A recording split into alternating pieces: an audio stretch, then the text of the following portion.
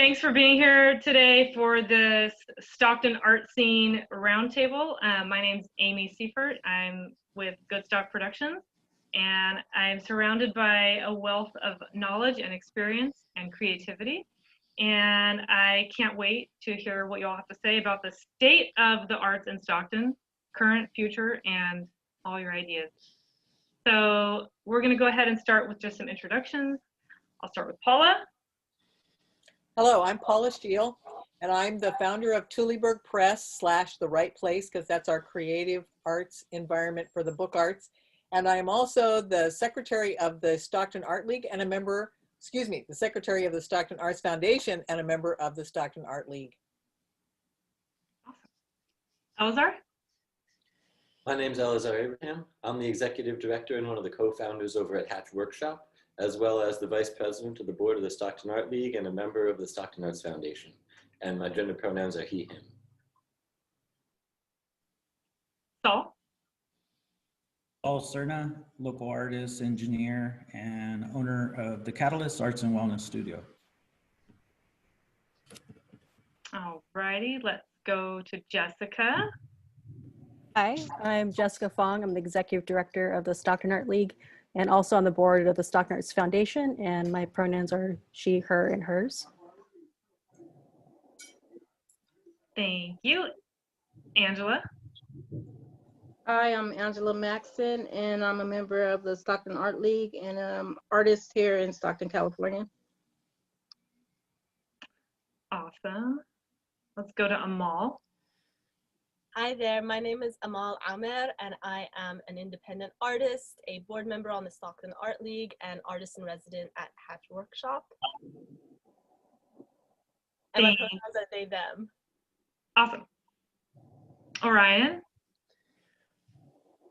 Hey everybody, my name is Orion Camaro. I am the project's convener and a co-founder of Placeholder Magazine, as well as the executive director of a youth-led climate organization called Sustain Us, and also work at the Oakland Museum of California as a gallery guide. And yeah, my pronouns are they, him, hers. Thank you. And we come to Alicia. Hi, I'm Alicia. I'm with Chai and also Catalyst Art Expressions and Hatch. I am an independent artist, but also collaborator with all of these amazing art organizations. Awesome. Thanks, everybody. I did not mention in the beginning, I missed it. My pronouns are she, her. If you could describe in your opinion, the current state of the Stockton art scene in 3 words. Okay, I've got them. Okay. Critical, collective, creative. Elazar? I would say vibrant, resilient, hungry. Oh, I like it. Saul? I put slow and steady progress. Okay, am I next? Oh no. I'm gonna say potential, untapped, and diverse. This is hard at being the 4th person, by the way. Angela's turn. Growing, strong, and needed. Amal? Emergent, or I'll say that again. Emergent, resilient, underfunded. Oh, Good one. Ryan? I would say versatile, weathered, and dreamy. Okay, Alicia. Passionate, resilient, I think someone already said that. So extra resilient and beautiful. I didn't go.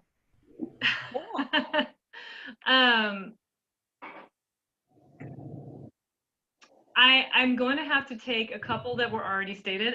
Resilient is my top. Resilient, collaborative, and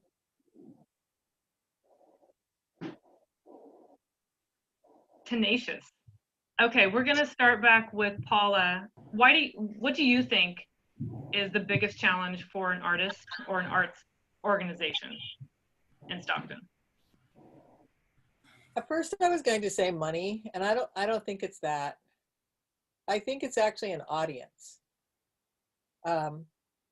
Basically all of us create art, and trying to figure out who our audiences are so we can tap into the symbiotic relationship between your audience and your art. Because if you write and nobody reads it, are you a writer? If you paint and nobody hangs your painting on the wall, are you really a painter? We do think that sometimes we do these things for ourselves, but we don't. We do art to express ourselves for an audience. So I think that's the biggest challenge, is to figure out how to find and cultivate our audiences. Yeah. My thought on it, sort of building off of that, I would say it's the platform, really. Like, even for an individual artist, it can be hard to find a platform to engage with, or as an arts organization, it can be difficult to, you know, find a foothold on the platform that appears to be there, you know. And so working together to create our own platform, you know, and raise each other up is, I think, where the current successes have been coming from.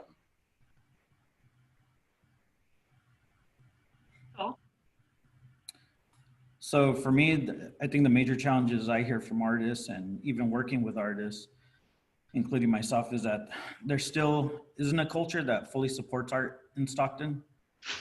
Hold on, gotta get my lights on. Although I think it's changing, the real struggle is that we lack a strong buying market for art, and that I hear that all the time. If we want artists to stay and thrive, the community has to support them. Now on the flip side, a lot of artists also depend too much on the local market, and, you know, get discouraged, you know, and need to learn the other side on how to expose their art outside of Stockton. You're there. Oh, okay. I thought somebody else was going. I think one of them is finding where to start. I mean, I have a lot of people come into the gallery. It's like, I didn't even know you guys were here. We've been there for 20 years. So how does a new person in the arts get involved? And is trying to find people through like the yellow pages, or, you know, walking around. And that's I think one thing we're missing is how to connect everyone together, especially if you're new, you don't know anybody in town. Well, lately, one of the challenges I'm trying to get out of is I'm not really motivated right now to do art, because there's a lot of other things going on and all around us at home and work and the pandemic and everything. So I'm not really motivated to produce art like I was before. So trying to stay motivated, maybe. It's a good one. Really interesting what's come up so far, talking about platforms, talking about audience, and I think one of the things that it comes down to is that art is like a social relationship, right? It's not so much like object based, but it's like relationship based. And I think that it's, as we're coming together as a city to kind of like make things happen for us, because we've been consistently underfunded by the state and by like the national government. We're like overlooked in so many ways, like as we're kind of figuring out how to be there for each other in mutual aid. Like three facets that all feel connected. One is just like a consistent culture of opportunities for artists and cultural practitioners. I think that like there isn't a lack, there's actually an abundance of like creativity and talent that's nestled here in the city. I think it's just a matter of opportunities to be able to like nourish the scene in general. I think additionally, like, I think skills building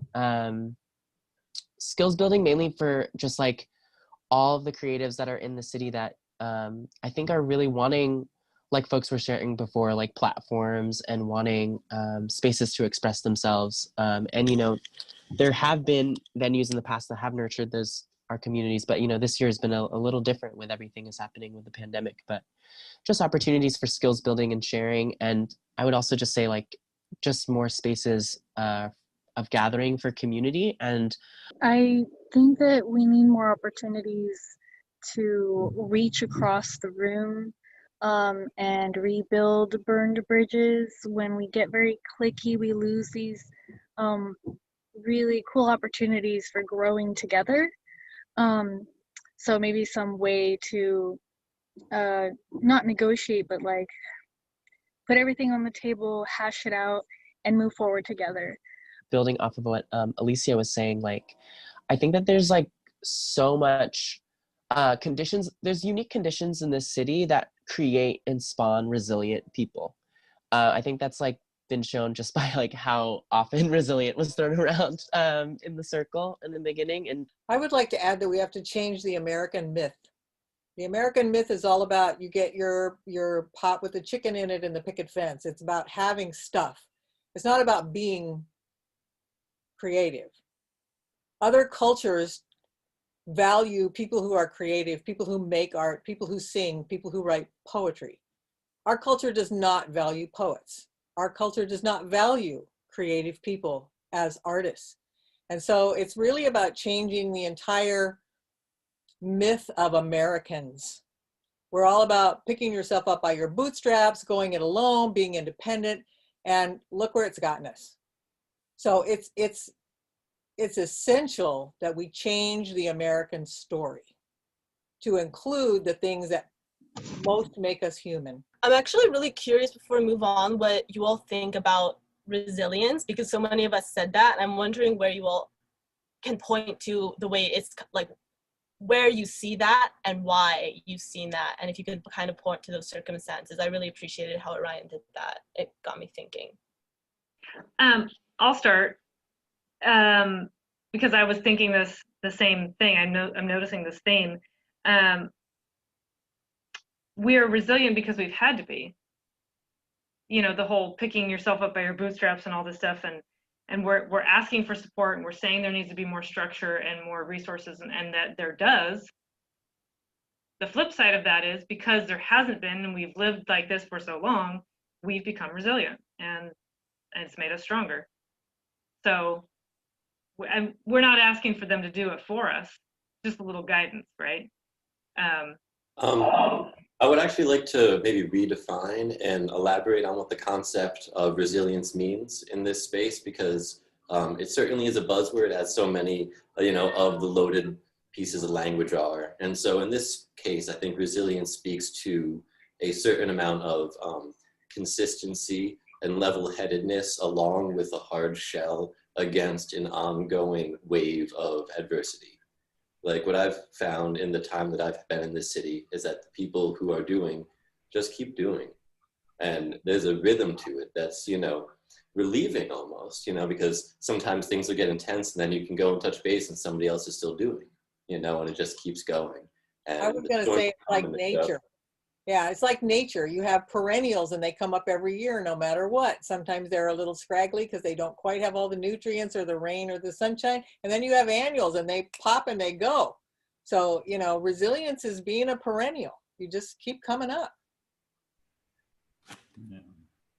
Dan, have you ever tried to like take one of those like oak saplings out of the ground? Like, I love when they grow, but when it's growing like right next to the house, you're like, this is gonna be an issue. Like, you can't, like, once they're above the ground, you can't get rid of it. And I think it's in the water here. I agree. Thinking about like the Stockton arts community really as being like diamonds in the rough, mainly because we've gone through so much pressure, right? The city is like been so uniquely hit by all these challenges and things. And I really appreciate what you said, Amy, about being stronger through it all, because badass mosaic of like different people with like tons of different lineages and experiences, and like we're such a microcosm of the country, like bar none, for sure. So it's like there's a lot of hope, I think, in the people that are finding their way through the diversity together. We are the most diverse in the country, supposedly. Okay, to put it in context, before the pandemic, since we had the bankruptcy of the Stockton bankruptcy in 2012, by show of hands, who has started an arts business or arts organization since then? Yeah, it's pretty cool, pretty resilient. That's resilience. Yeah. I don't know. I just think that with all the different art things that are going on around town, and like I said before, you just got to try to stay motivated and find ways to get your art out and get it across. It's been kind of hard to stay motivated lately, but I'm still trying, to find different avenues to get back into it. I don't know how to, I really don't know how to put it, but you just got to keep going, because art is like, for me, it's like a stress reliever. And, but with all the things that are going on, I can't even focus on relieving my stress, so I'm just trying to stay focused in any way possible that I can. But art is always my go-to to solve my problems or whatever, and get me through whatever, through life. And I don't know, I'm just trying to keep it together so that I can stay in the art scene, period. I would also just love to say too, because I know that I feel that way too sometimes when like art, I'm not producing art in the moment, but like you are creative through and through, like whether you're taking a break or whether you're producing, and you are just in your incubation period, kind of like the perennials or whatever flowers you choose to be at this time. Because like, like, it's like, we can't bloom all year round, we need some like healing reconstruction time, like just some downtime. And I guess I just want to celebrate that, because I think, a lot of times too, creativity is meant to be sort of like a healing practice, right? It's for us to express and understand and navigate the world and like mirror back to the world what we perceive it to be. And, I think that like we shouldn't get lost in the sort of like capitalist notions that you have to continue to like produce.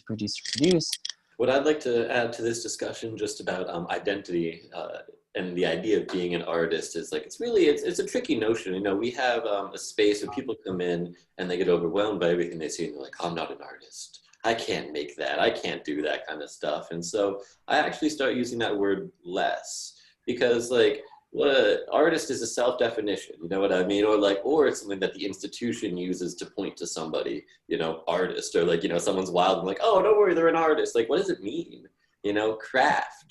Craft is something that's tangible. Craft is about a skill base, knowledge that you can apply, something that is generative, something that is natural, organic. There's something I think that speaks to the soul of Stockton and the idea of craft. There's a high level of quality that comes along with the people, the food, the art, whatever it is that you have around here, it all comes out at a high level. And I think that's really a beautiful thing. And so, in terms of my own practice and, hopefully for the practice that, is emerging, it's helpful to land in this place of craft, because, the process sometimes is ugly. That's all right. The process should be messy. In general, like life in general, I feel like is messy and crazy and unexpected, and that's what makes it unique and beautiful. And that kind of is the same for art. Yeah, anyway. So in the past 9 months, what are some things that you've been doing to pivot, whether that's with your work, with your life, but in the art scene in general? What have you had to do to creatively push on? Whoever wants to start. I'll go. Besides all the grant writing that we've been doing, no more. But I think it's collaboration. I think that's been the creative outlet this year for me specifically, because I've worked with all of you here all through this year, probably more so than I probably would have ever done the previous 2 or 3 years I've been at the gallery. And, I think it's because we don't really know what's supposed to happen. And so we need people to lean on and need people to bounce ideas off of. And you can't really do that in a vacuum in your office space if you're not seeing anybody. And even if it's just by Zoom, we need that.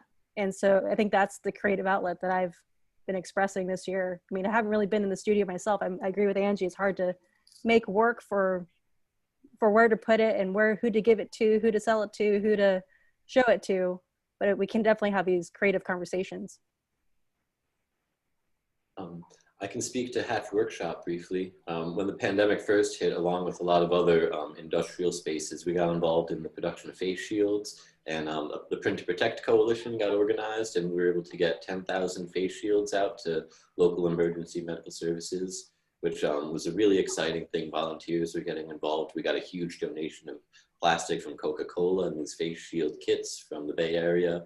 So it was really just a beautiful opportunity to see that even without, money, we were able to make a lot of impact just by sort of, bringing in resources, material, and then just creating the opportunity for folks. And so that really became, I think, the thrust to make a larger pivot in our organization, because we used to talk about these ideas like, automation is going to come for jobs and it's important to retouch in these skills. But really, coronavirus just came for the society we knew. And now, as Jess was saying, nobody knows what to do. And so in these times, having the collective vision as something that we can all sort of, take little steps towards, take some vision, share it around, say, do you see this too? It's all coming into focus little by little. And I think, the opportunity to both step back to gain perspective as well as dig into the trenches to get the work done has been part of the duality that this year has provided us all. I want to say thank you to Hatch, because we, at the dialysis clinic, we ran out of supplies. We actually ran out of shields. And I'm the one who orders the supplies and stuff at my job. And I appreciate you guys for coming through, because we didn't know what we were going to do for shields, and you need those because you're dealing with blood. So our patients and our staff members, thank you for that. You're so welcome. Oh, and then what I've been doing basically ever since this pandemic is mostly working, so I don't get a lot of hours, or my free time does not go to doing art a lot. But mostly I've been working and trying to get some art in here and there. And I think since that was my happy thing, was doing art, it's like throwing me off because I don't get to do it so much. We don't get vacations, all that. So because we got to be in the front lines. But just trying to do little things like doodles here and there kind of keeps me going, of little people or whatever. That's all I've been basically doing, nothing real major. Yeah, for me this year, creativity, creating art, zero. I haven't had time to create anything. I have the motivation. There's a lot of ideas I want to do. I have not had time. And then, yeah, during the pandemic, starting a business during a pandemic, I wasn't expecting that. But, creatively, I haven't had time to do anything like that. But, we've tried to do stuff by giving back to the community, the art supplies that we're giving out to all the teachers, and doing collaboration with Chai, different groups. But yeah, I'm hoping to get back to art eventually, hopefully starting the new year. I also feel really grateful for this space as well. I feel like one of the things that this pandemic has forced me to do is it's really, really, really thrown me very deeply into my relationships. I'm just going to touch on what you said about relationships, and I'll make mine short, but that translates into the collaborative work that I don't remember who else mentioned that. I think Jessica, but we've collaborated this year more than I remember in recent years, with a lot of folks we had worked with in the past, and a lot of new folks. So, and those collaborations have led to actual client work for our business. So it's all like full circle. But the collaborations are based on relationships and just supporting one another in whatever it is that you do. So yeah, that's cool to see that that's a theme here in art. And I think that idea is really at the heart of this whole grant series, isn't it? The idea that, there's people that are here doing this work, and instead of, leaving everybody in their little pools to do the work, if we all get together, collectivize our voices and our impact, we can reach, not only more people and each other, but, the things that we didn't even expect. I think there's so much exciting emergent energy that's coming out of this that none of us saw coming when this year started, and we all sat back, we're like, what are we gonna do? And now look at us. Yeah. It's cool. Many hands make for light work, for sure. Okay, so if you can describe the future of the Stockton art scene in 3 words. We'll start with Paula. Self-sustaining, inclusive. For the people. Oh, The art hub. Jessica. It's our garden. Angie. Growing, strong, and still needed. From the heart.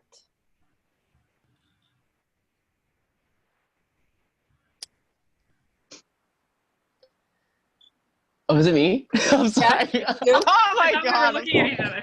I'm so sorry. Okay. Okay, so my 3 are vibrant, blooming, and mycelial, like mushrooms. Healed people blooming. I was gonna say don't stop, but that's only 2 words. How about make me money? Stop.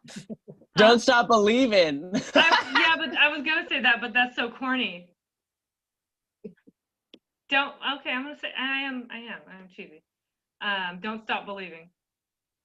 There you go. And then we should just like put that song on here. No, that'll get pulled. I was all ready to just list 3 words, and then y'all had to get all poetic on me and being like actually making complete sentences. I know. And I was like, what am I gonna say? Oh, this is thank you guys for doing this. Thank you all.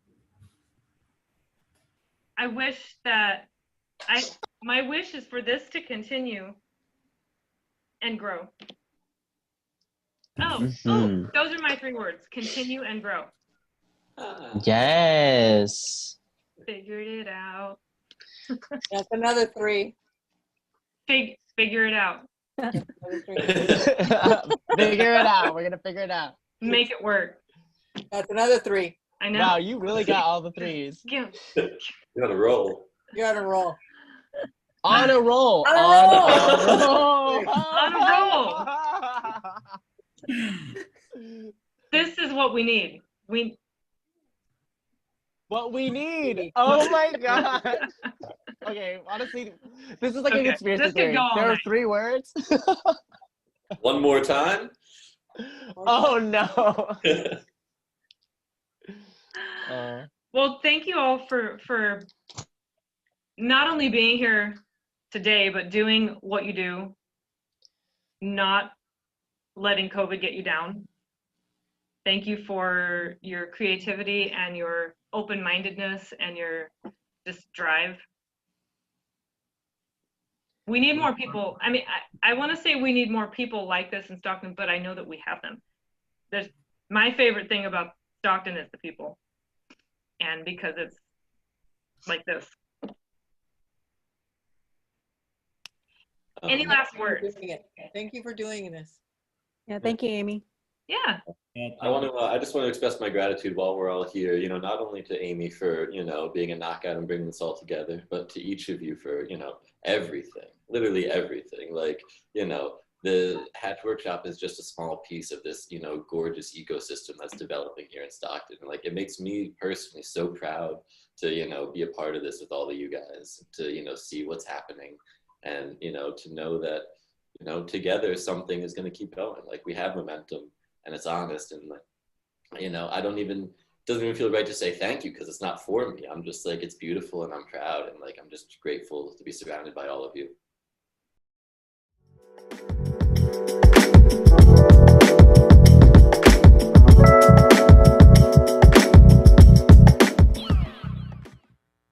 DJ G-Force. Let me get some music, bro. bro in the ho ho ho. Hatch Virtual Makers Market. Here we go. My name is Santa Zeps. I'm here in beautiful Stockton, California, and we're here virtually because, you know, things are happening in the world and we were gonna have this outside, but now we're in your homes. And today is all about shopping local. It's about supporting mom and pop shops. It's about small businesses, okay? I have elves. They make my toys with their hands. We don't use robots and machines. I like to hire the locals. That's what I do as Santa. I hire elves, okay? This hair is amazing, by the way. I use Pantene Pro V and conditioner. So I want you guys to tune in, have a good time, and remember, boost that beat, G-Force. I want you to remember this little message. Why would you shop at Target when you could support the artist? Why would you work at Target? Oh wait, cause they just pay you. I meant, why would you shop at Target? You could support local artists. Why would you shop at Target? You could support local artists.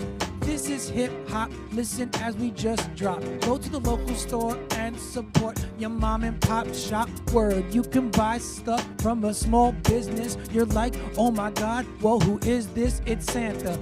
I don't drink Fanta. No, I don't like soda. Whoa, you can watch this whole festival until it's over. We got makers, art, crafts, musicians. Listen to the rhymes, cause you know we straight drippin', drip, drip, drop, hip hop, Santa from the North Pole. You should support small businesses, cause they got soul, cause they got heart.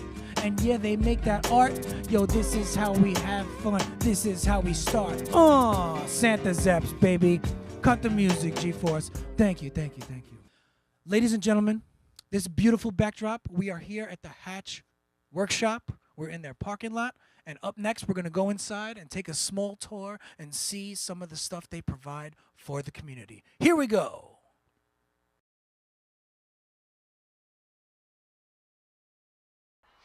Howdy! Welcome to Hatch Workshop, Center for Emerging Makers. We're a nonprofit community-centered makerspace located right outside of downtown Stockton, and I'd love to give you a tour. Come on in.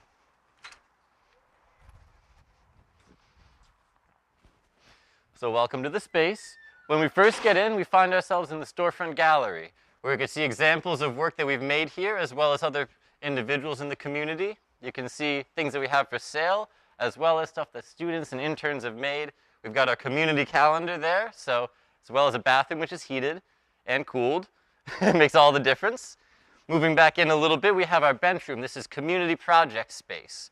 So I've got a laser cutter here, as well as just general tools for assembly, gluing and sanding. We have this audio video production equipment, which is here for the beautiful day that we're making, this event for you all. As we move farther back, we have a wood shop all on one side and a metal shop all on the other. So this is where the main work starts to happen. We're able to make really nice stuff, large scale pieces with this really nice equipment. We're not going to go through all the details of what we have in here. You just see me slowing down because it's so exciting, but all this equipment is really good stuff. And it's a benefit to all of us individual artists because we get to work together to have equipment that people wouldn't really, it wouldn't make sense to have in your garage. But it makes a big difference. Coming through this way, we have our ceramic studio. This is where the magic really happens. So we get to play in here. We make our own cups, trays, plates. We make our own molds and stencils. We make our own glazes. We do our own firings here. So it's really we really try to focus on the joy of the material and the craft and the experience of getting your hands dirty. I'm going to show you in here. We've got private studios. We're not going to go in now, but I'll let you take a quick peek.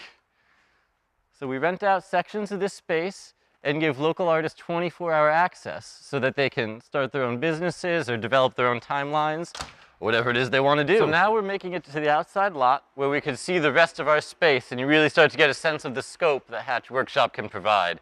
Out here we host events, we do large-scale fabrication work, as well as letting people rent out space so that they could have their little artist shanties.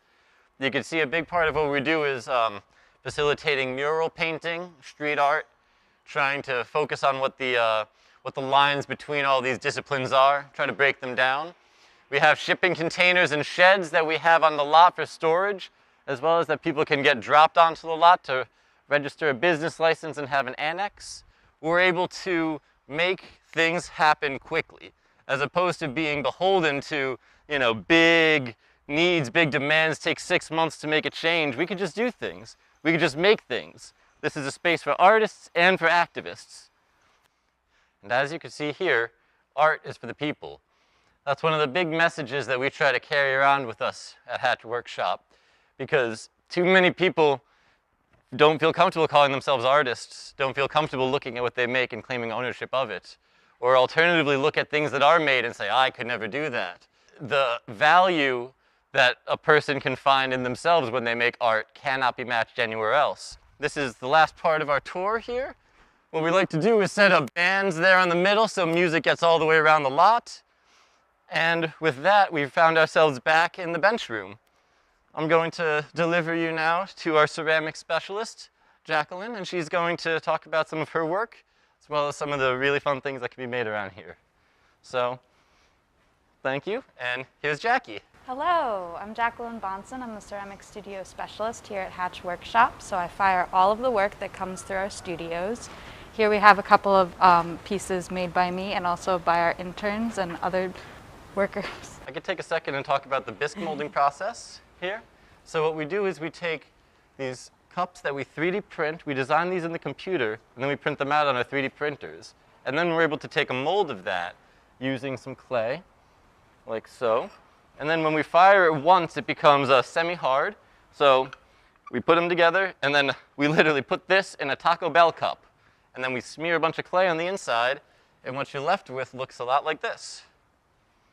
And then we glaze those, and we fire them again, and we end up with production quality goods that are made by the community. We teach our students, interns, myself, how to use ceramics with this. It's a really great way to get dirty and also end up with a product that feels consistent but also unique. Yeah, I work with a lot of textiles and found objects to create these high detail, high texture lace pieces. I have all of these little trinket trays as well as these mugs. I focus a lot on mold making and like found objects, so I made these little fried eggs. I focus on high detailed textured pieces, and I make my own bisque stamps, and I use slab construction to create a lot of these pieces. You can find my work over with Goodstock Productions on occasion, but also at Starseed Ceramics on Etsy and Facebook.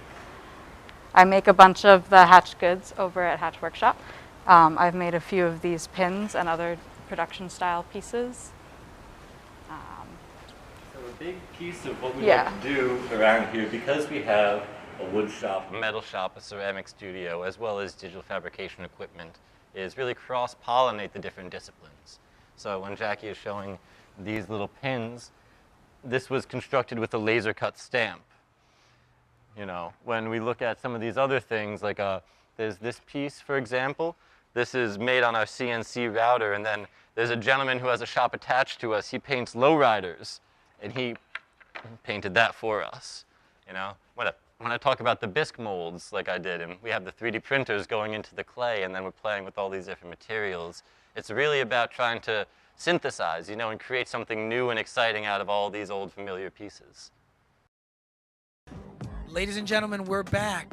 Thank you, Hatch, for showing us your workshop. Beautiful stuff you do for the community. Thank you for helping the kids. Sometimes they have to put their phone down, use their hands, build something. I like that very much. And now, a couple of gift ideas for you guys. Would you like some paintings, maybe a nice print, some beautiful artwork on your walls? That's a good idea. Maybe you want a nice vintage rock and roll concert t-shirt or a throwback Disney hat. I don't know. Vintage. It's a beautiful thing to buy for people. A very classy t-shirt, a funny little sweater. Well, guess what? Our next two artists, they have that for you. So we are going to talk to Daniel Villa, and we are going to talk to Callie Just One from the Nine Shop.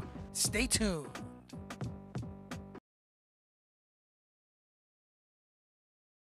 Hello, my name is Daniel Villa. I am a printmaker and a painter. I am living here in Stockton, California. I've been calling this place my home for the last 10 years. And I'm here today to show you a little bit of what I do. As I mentioned, I am a printmaker, particularly doing lino cuts. I brought several examples right here of those, and also most recently doing wood cuts. A couple weeks ago, I had the honor to be brought over by the Speedwell Art Materials team to join their Professional Artist Network, which is a national network of printmakers and relief makers. So I'm really excited to be part of that and just doing a lot of printmaking. I'm also an oil painter. I started as a watercolorist and eventually just transitioned into oil painting. I brought two examples right here about the oil paintings that I have done in the past. Most of my work does compose of people. Here are several examples. You'll see the image of Virgin Mary, which was transformed a little bit into a personal piece for someone that they wanted to see what that personal struggle was. I do like working with the themes that have to do with memento mori, or just that memorial of, we're only here for a short while. So just black and white, for me, it seems like that's appropriate. Like I said, portrait making is something that it's always been there for me. And when I discovered printmaking earlier in the year when we started the quarantine, it was just an easy transition from painting into the printmaking process. For those that are not familiar with printmaking and think of printmaking of, don't you just click it on the computer? Well, the answer is it's just a little bit different. Printmaking involves having a piece of wood or a piece of lino, drawing your image, and then using a gouge or a sharp object to cut out negative space, inking that piece of material, and then pulling one of these images. One of the images that I have here is this lino cut of Edgar Allan Poe. And like I said, part of the process is just this whole image was just a solid block. And all this white space is the space that would be getting carved out of the material, which eventually will just leave the negative and you print out and we pull paper. Usually with printmaking, the artist will make an edition of several copies. So each piece is an original piece that is pulled out. And due to the printmaking process, there will be variations on what those prints will look like. So every print that you see available either on my Instagram handle at DanielVillaArt or at DanielVillaArt.com is an original piece of art that you can share with you, with your loved ones. Just want to remember and want to share with everybody. Feel free to hit those links at the bottom. Thank you so much for having me here. And if you have any questions, feel free to reach out on Instagram. See you around. Hey, what's up, guys? We're here, Goodstock TV. We're doing a little interview, talk show style, with my man, Cali Just One. What's up, Cali? ¿Qué pasa, papi? You know, aquí con mi amigos, Merry Crima. That's how my grandmother would say Merry Christmas with the Puerto Rican accent. Merry Crima. That's just how we say it. Sí, yes. Es un güero, pero yo entiendo. Oh, okay. My Spanish is terrible. Okay. He's one of the featured artists because part of art in Stockton is fashion. People love clothes. And in Stockton, we have an amazing vintage shop called The Nine. It's on the Miracle Mile. What's the address, Justin? It is 2018 Pacific Ave, Stockton, California, 95204. Okay. What's the Instagram? The Instagram Justin? is Stockton_9, and we spell 9 N, number 9, N-E. Boom. Okay. And with these trying, unprecedented, challenging, difficult, unique times, where can they shop online to see your guys' stuff?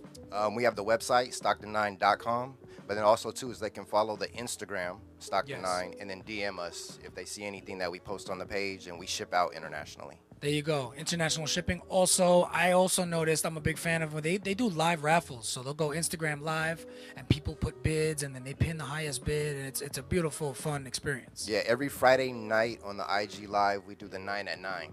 The 9 at 9. 9 I at like 9. that. So we do a lot of curated vintage pieces, hard to Okay. find pieces, and we start them off at $1, and then we've got people from all over the world that follow and watch us. Yes, and I know my whole aura, my whole thing is hip hop, but they got stuff. They got rock and roll concert T-shirts for kids. They got all kinds of Disney throwback, vintage Simba, Animaniacs, kind of stuff like that.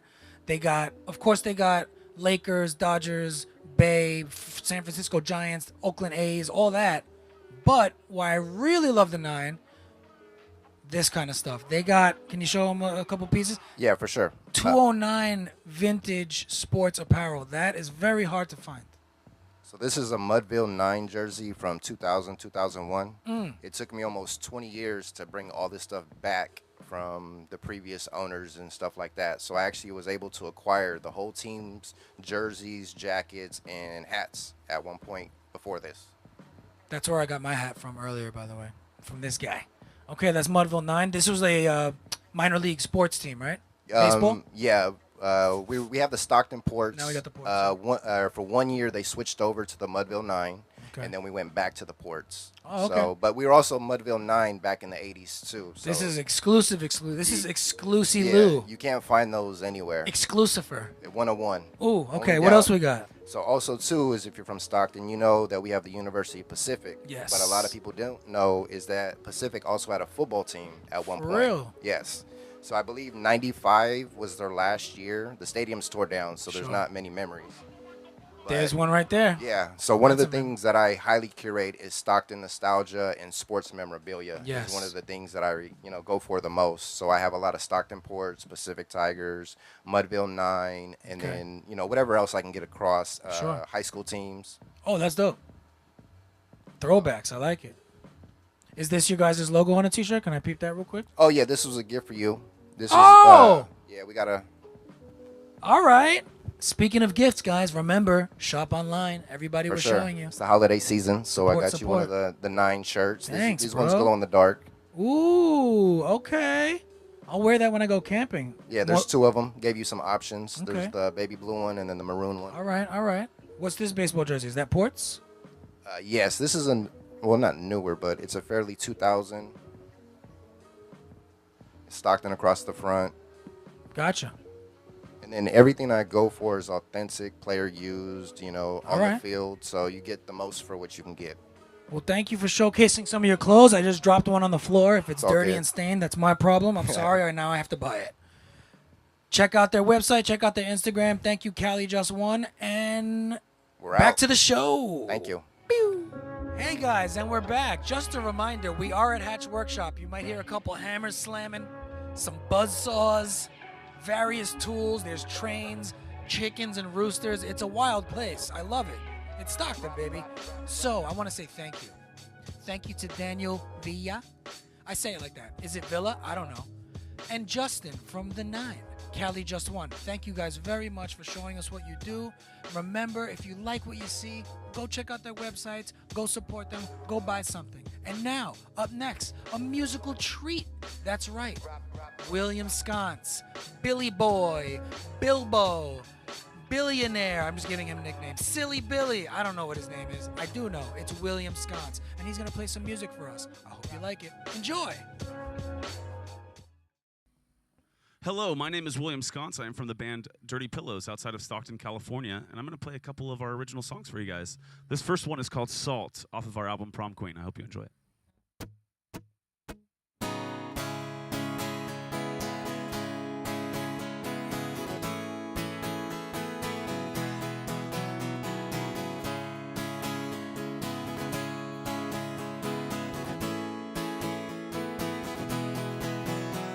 Stay awake, lay and watch the sunrise, baby, tell me it's okay.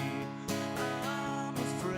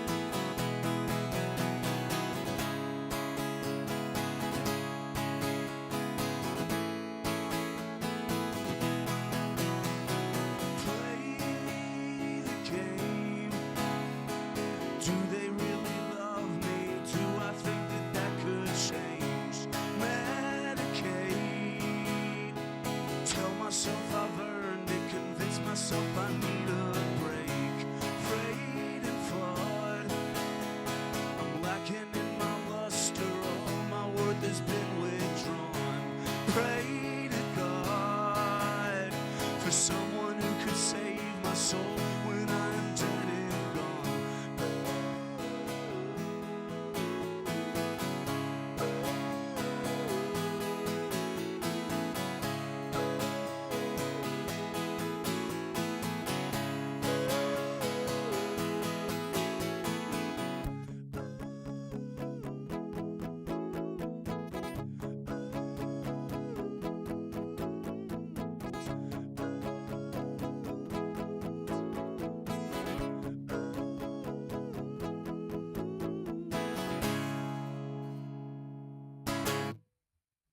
Thank you. I'm going to do one more for you guys. Why not?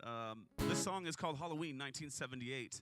I named this after the famous John Carpenter movie, Halloween, from 1978. This song is about a man who sells his soul to the devil. It goes like this.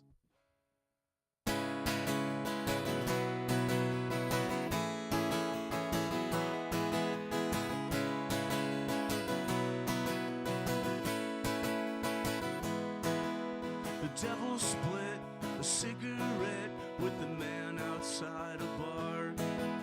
The winter wore his fingers down, he couldn't play guitar. And the devil said, hey, I'm your friend, take my deal and see, or go die alone.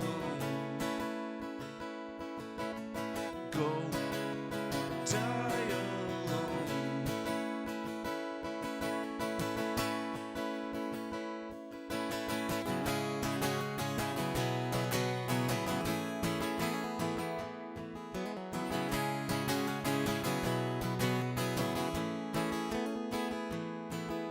A deal was made, they both shook hands, and just like that, the man could play. He picked until his fingers bled, he packed his bags and moved away. But the devil went to all his shows, he clapped his hands and stomped his feet, saying, we're almost home.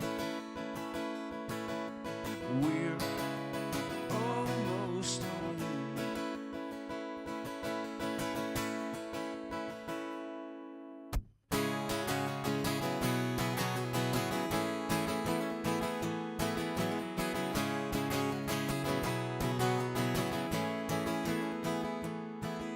The man grew old, his life got dull, and his time had finally come. All alone, his blood ran cold with no one by his arm. And the devil said, hey, I'm your friend, take my hand and see. Let's go on home. Let's go on home.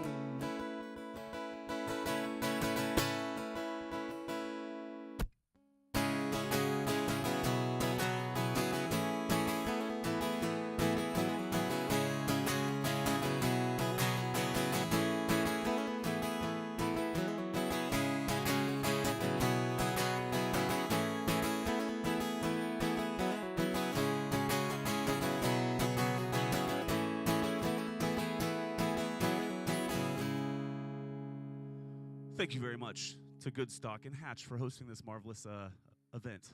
I love you all to death. Hey guys, we're back. We're here on the internet. What's up? I want to say thank you to William. That was an amazing performance. We appreciate you very much for stopping by. Guess what time it is, guys?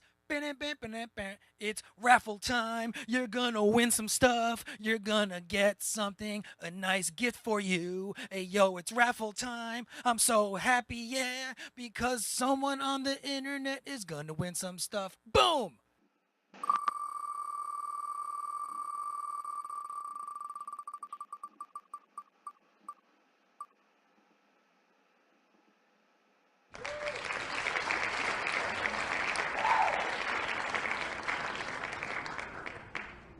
We're also going to have 2 more demos. That's right. Whisked cookies and cakes. Say that 5 times fast. Impossible. Whisked cookies and cakes. Whisked. It's very difficult, but it's a cute name. Like a whisk when she mixes it up. She's going to do a cookie decoration demo. Make your cookies look beautiful. We also have Planted Love. That's right. Plants, botanicals, photosynthesis. She is going to do succulent ornaments and wreaths. Show you how to do that. Very festive for the holidays. Stay tuned. Here we go.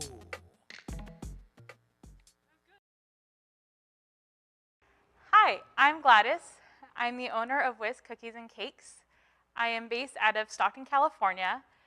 I have been decorating for as long as I can remember, but really started my business within the last few months. And so today I'm going to show you how to decorate some Christmas cookies so you can do them with your kids over the holidays. Here I have, first up is a snowflake and a snow-covered tree. So that for this I use 2 different colors as well as 2 different consistencies. I have my flood icing, which I also use to outline, so it's a little bit thicker than regular flood. And don't be afraid of the edges, as long as your icing is not too loose, it should be fine to be able to hold its shape. But I do recommend at that point letting it sit for 10-15 minutes to help have it dry. So now that it's outlined, you can either let it dry or you can just go straight to flooding your cookie. You just could give it a little shake to get all the icing to settle once you're done flooding. And then I kind of just go around the edges just to make sure that it got into the little crevices. And once it starts drying, I'd be careful not to touch it. It's not forgiving after that. So you'll start seeing it to very easily just get cracks and things like that. So now that you have your base layer dry, we can decorate. So I have here white. I just drop and drag. And don't worry if it's not perfect, you can just easily fix that. And if you're a perfectionist, like sometimes I am, I will go in and just kind of fix it here. It's a little bit more fluid. And I'll do that from corner to corner. I just touch the cookie and then lift the bag of icing and take it all the way across while giving it minimal pressure. You don't want to put too much pressure, or then you'll have too much of it come out, or not enough, and then it breaks, as you've seen me do. So now as for the snowflake, that was another flood consistency, but now I'm switching over to, you can do whatever design you want. So you can see this icing is not like melting into itself. It holds its shape really well. And so you can do that with your icing just by adding more powdered sugar to it. So here is the finished product. You can now add I also have, this is called Diamond Dust, and it is a specialty edible glitter. You could order online, but you won't be able to find it at Michael's or Target or anything like that. So just like to add a little bit, gives it that shimmer, a little bit thicker than the edible spray I showed earlier. That was a dark silver diamond dust, and now I also have white diamond dust.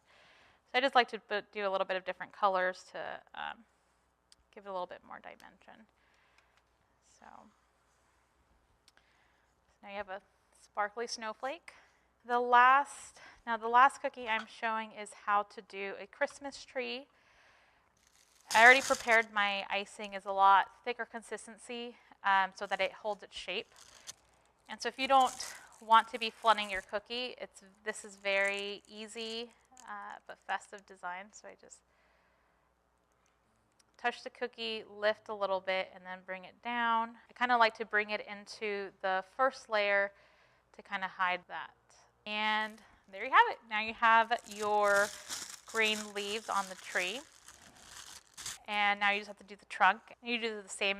I just flooded it. It's a very small area, or you could do the outline and then flood.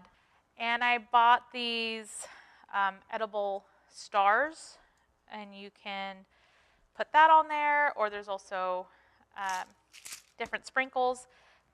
I want to make the tree like it got snowed on a little bit, so you could just add a little white to the edges. I just have white sparkling sugar. You can either, especially if your cookie is already dry, which I do recommend, you can just put it in the standing sugar, or just sprinkle it on top.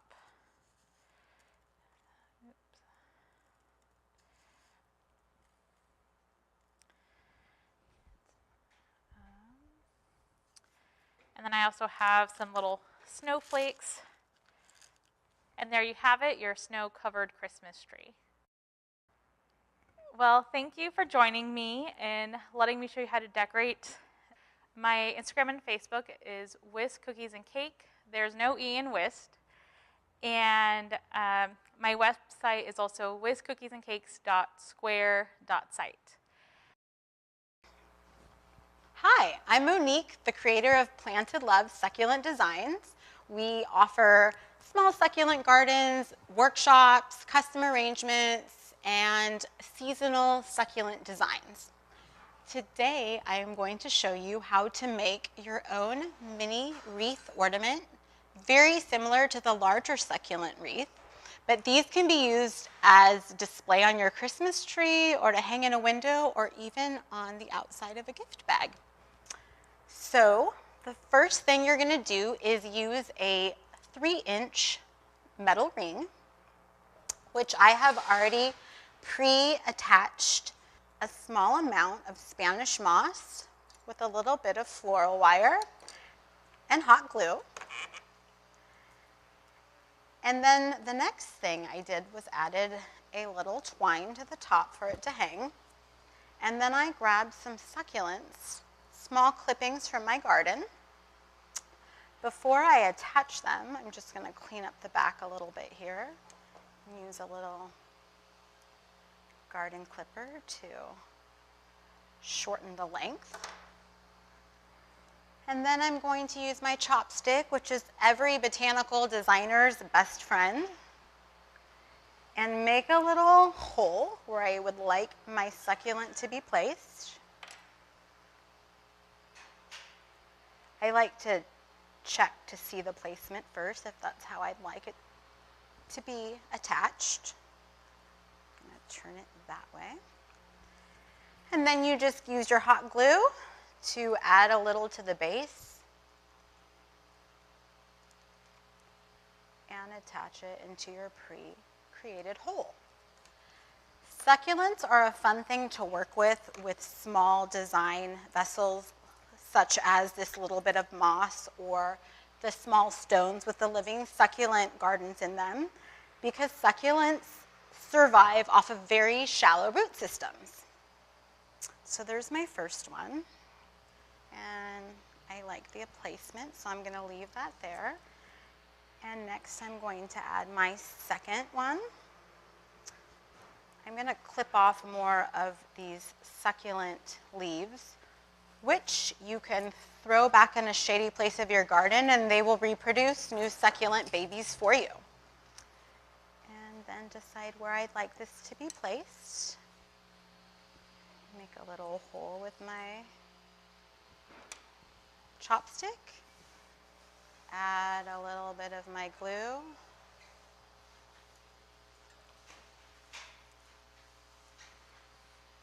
And secure it into place.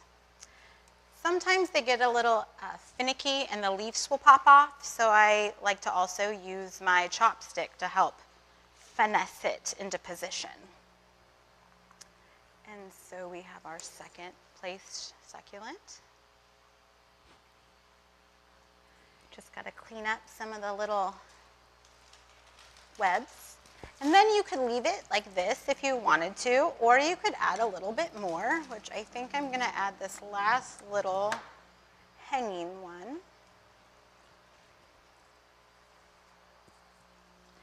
Because design elements are always nicer in sets of 3, 5, odd numbers. So we'll make that little hole and then place it right here. And so I don't burn my fingertips, I'm going to use my chopstick once again. You want to twist it out so it doesn't stick to the glue.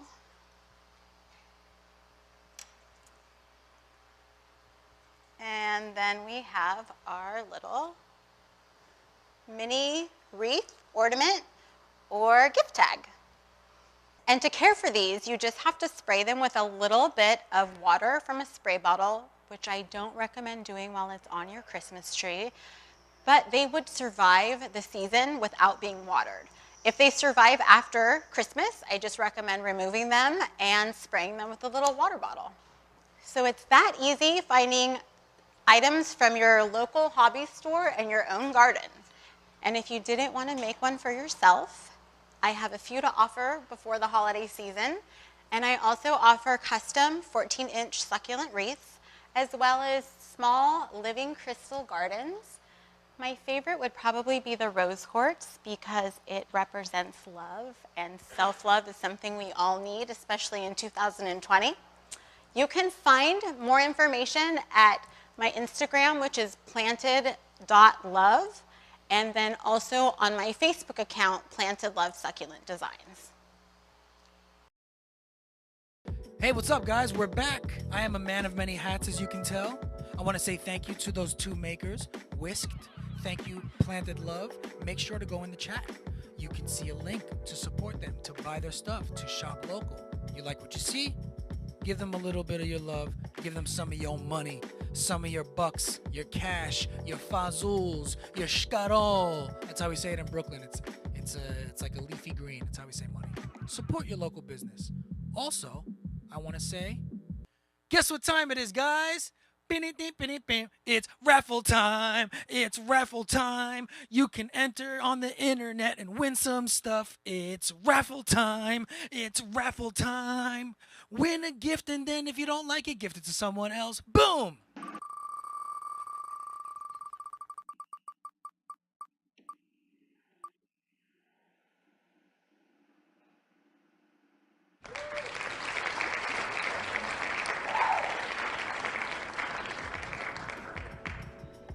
All right, guys, we also have another special guest artist.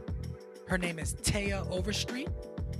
Very, very beautiful musical stylings from her. Remember to support all your local artists. So that's, your painters, your makers, your DJs, your singers, your poets. It's all art, and we want to support the arts. Stockton is a very artistic city, and I'm proud to be from here because of that.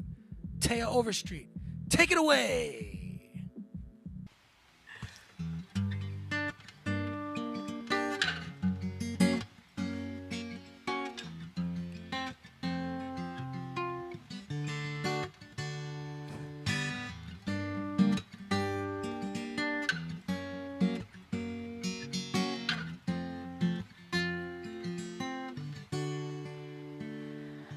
I'd rather stay inside than be out tonight.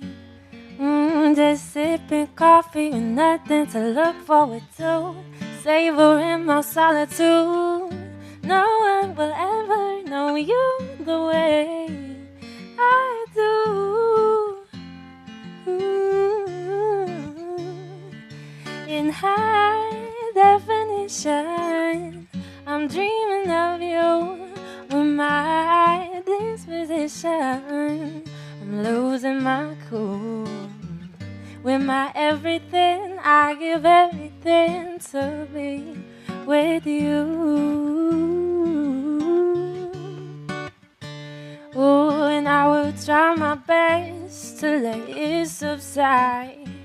Oh, I'm letting go without taking any part of something what my heart truly wants. And no one will ever see you the way my eyes do. In high definition, I'm dreaming of you. With my disposition, losing my cool.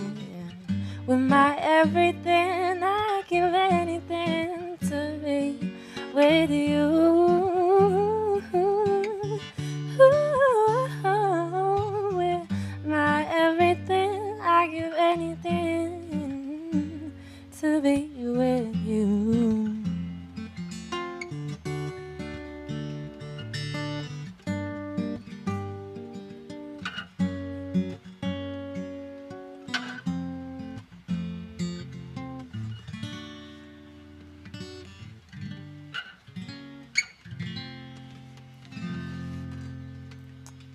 What's up, guys? I hope you're enjoying the show.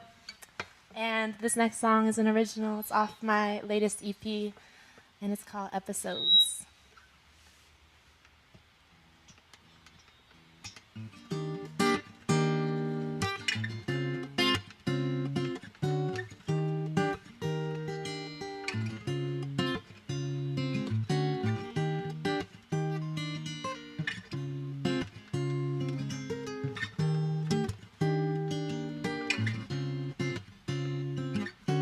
I don't wanna fight. Let's go for another drive. Doesn't matter where, just someplace to clear the air. Talking to the stars is easier than always being wrong. There's no signal here, so I can't recognize my fears. There's so many parts I keep in the dark. Don't know where to start, always breaking hearts. I'm always in my thoughts, they scare me a lot. Ooh, oh, everywhere I go, I lead with emotion. I'll be undertow in this polluted ocean. Everybody knows only the calm before the storm. Hope you never see one of my episodes. Wake up to a replay of a canceled show. I'm okay, but these days I push everyone away for my own sake, keeping my soul safe. Yeah. Hope you never see one of my episodes. Wake up to a replay of a canceled show. I'm okay, but these days I push everyone away for my own sake, keeping my soul safe. Yeah. Yesterday I was in a good mood, had no time to fool you with a smile, natural high. Something got me overnight. Now I'm stuck in traffic in my mind, caught in the rear view. Can't believe I hurt you again. Can't get myself to answer your call. Get my shit together and apologize. And I understand that this could be the last straw, but right now it's not worth swallowing my pride.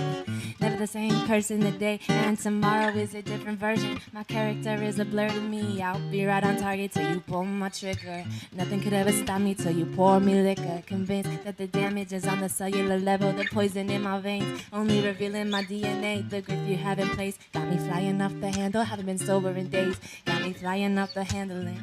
Hope you never see one of my episodes. I hope you never see it. Wake up to a replay of a canceled show, 'cause I can never see it coming. I'm okay, but I push everyone away for my own sake, keeping my soul safe. Oh. Hope you never see one of my episodes. Wake up to a replay of a canceled show. I'm okay, but these days I push everyone away for my own sake, keeping my soul safe. Ooh, ah, ah, ah. Ooh, ah, ah, ah. Ooh, ah, ah, ah. Ooh, ah, ah.